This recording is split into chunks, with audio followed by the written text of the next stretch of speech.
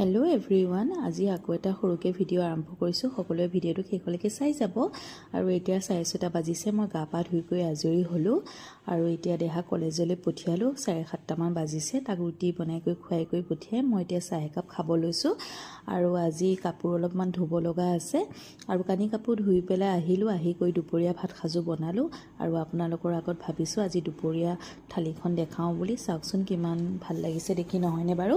আৰু আজি 11:30মান বজাত আম কাটিছিলোঁ, তাৰে অকণমান আম থৈ দিছিলোঁ মোলে এনেকৈ খাবলৈ। এনেকৈ খায়ো খুব ভাল পাওঁ মই ভাতৰ লগত।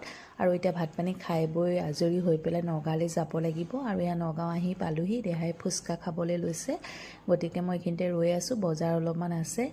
ইমান ভাগৰ লাগিছে নহয়, আহিবলৈ একেবাৰে মন নাই, কিন্তু উপায় নাইকিয়া, আহিব লাগিবই, নহ'লেনো কোনে বজাৰখিনি কৰি দিব। সেয়েহে আহিছোঁ পটাপটকৈ।